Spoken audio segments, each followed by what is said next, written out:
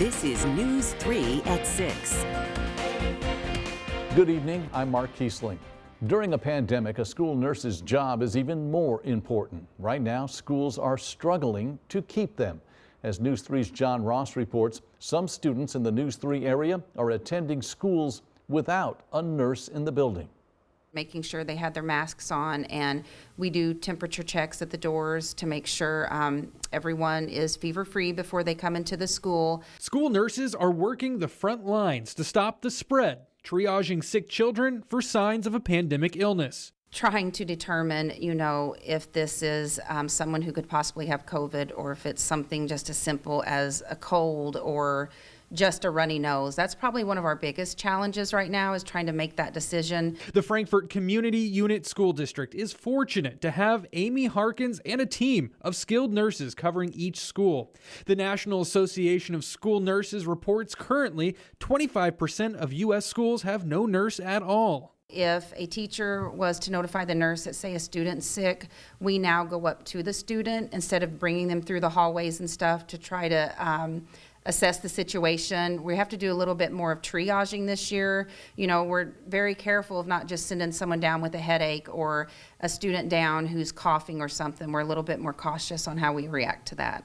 Superintendent of Schools in West Frankfort, Matt Donkin, says communication with parents has been critical to keeping COVID numbers from exploding. It's up to the parent to notify the school, and then the school will notify us that they have a student who is in fact positive for COVID-19, and then we will talk with that school nurse and start trying to do our contact tracing within the school and identifying any student who might meet that close contact definition. This includes keeping a log of information, even including in some cases a negative COVID test and an alternate diagnosis from a physician when calling in sick. Normally a parent could just call in and say, I'm keeping my child home sick today, but now we need more information than that. This comes at a time when some schools are struggling to hire enough nurses.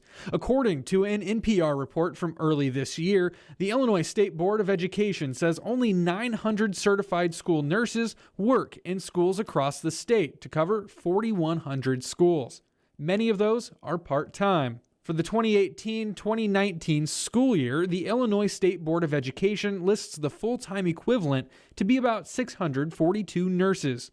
Jason Hayes is the superintendent of Massac Unit School District. He says it's hard for schools to compete for qualified nurses. It's getting harder and harder to find nurses in general that want to work in schools. And I think part of that's financial, because you can make a lot more money than schools pay nurses, especially RNs. Many schools nationwide have to share nurses between multiple schools. Massac, for example, has 7 buildings and 4 full-time nurses.